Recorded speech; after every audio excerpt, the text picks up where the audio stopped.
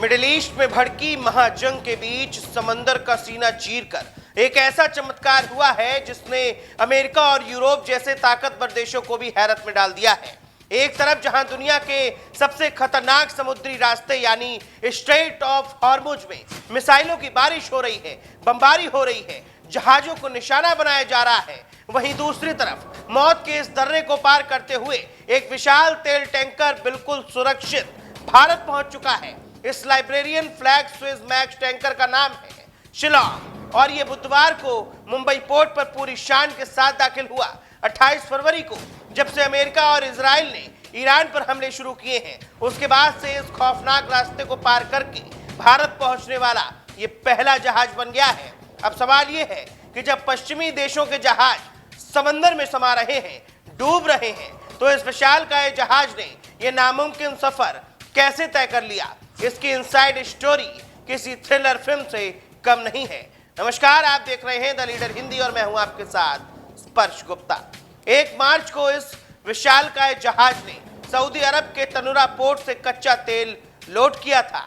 Tracking data बताता है कि 8 मार्च को इस जहाज का आखिरी सिग्नल स्ट्रेट ऑफ हॉर्मुज के डेंजर जोन के भीतर मिला था और ठीक इसके बाद जहाज का ऑटोमेटिक आइडेंटिफिकेशन सिस्टम अचानक बंद हो गया।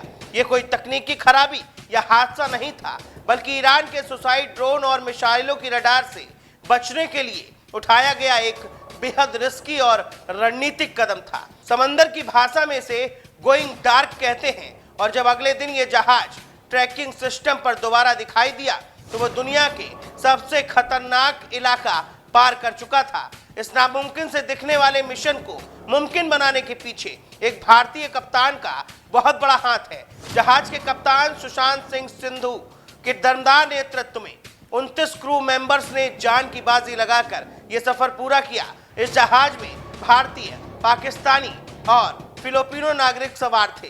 बुधवार दोपहर जब यह जहाज मुंबई पहुंचा और जवाहर द्वीप टर्मिनल पर लगा तो इसमें 1,35,335 मैट्रिक टन कच्चा तेल भरा हुआ था। ये भारत के लिए कोई छोटी बात नहीं है। ग्लोबल मार्केट में तेल की कीमतें $100 प्रति बैरल के पार कर चुकी हैं और हमारी आधी से ज्यादा ऊर्जा सप्लाई इसी रास्ते से आती है।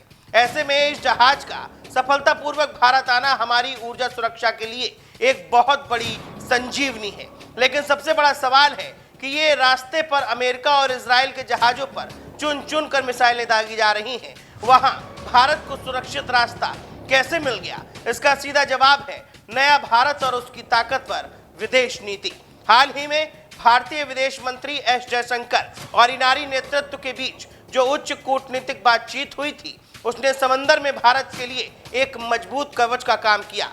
ईरान ने भारत से जुड़े जहाजों को सुरक्षित रास्ता देने का जो सिग्नल दिया था, ये उसी का नतीजा है। समंदर की इस आग में शिलोंग का ये सफर सिर्फ एक टैंकर के आने की खबर नहीं है, बल्कि ये दुनिया को बता रहा है कि ग्लोबल क्राइसिस में भी भारत की कूटनीति, कैप्टन की बहादुरी और रणनीति कौशल का कोई तोड़ नहीं है। फिलहाल इस खबर पर आप क्या कुछ कहेंगे, हमें कमेंट बॉक्स में कमेंट करके जरूर बताएं। मिलते हैं अगले वीडियो में, तब तक के लिए दीजिए मुझे इजाजत। नमस्कार।